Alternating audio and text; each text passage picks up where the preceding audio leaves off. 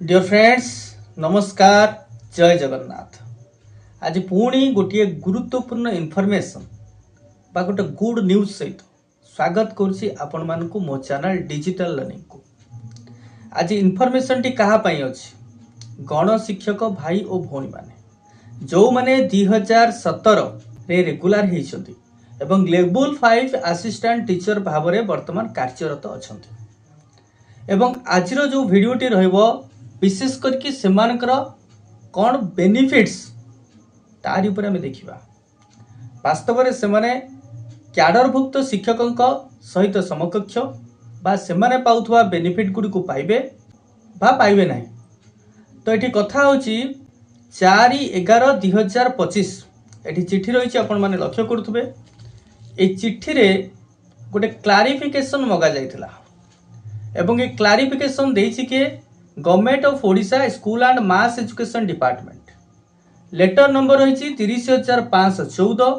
Letter टी लिखिं Shri Manoj Kumar Padhi special secretary to government एवं सब्जेक्ट रही clarification regarding inclusion of regular level 5 assistant teachers ex cadre in process of selection of CRCC in the state.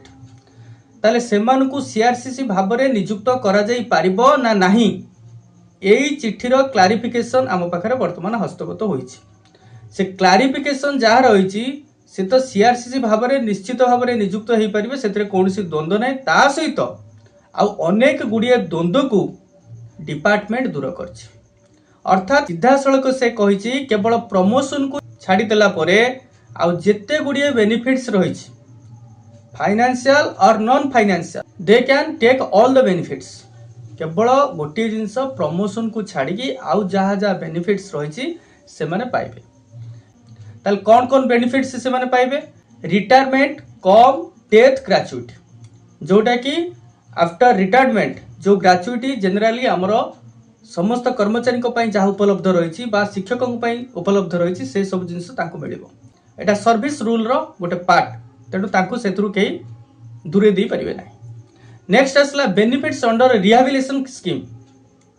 Rehabilitation scheme रे आपणकर आमर जमती रही डेथ केस कथा से क्षेत्र में जमी अनुकंपामूलक नियुक्ति बा परिवार को भरण पोषण ये सब जिनस जहाँ रही से क्षेत्र में से उपकृत हेबे। सर्विस रूल से या कहूँ तापर आसला 3 नंबर पॉइंट रे एनुअल इंक्रीमेंट 70 जो मैंने रेगुलर होती से प्रति वर्ष एनुअल इंक्रीमेंट पाई आसुछंती जेहेतु एनुअल इंक्रीमेंट पाउछंती एटी आउ गोटे जिनस रहिला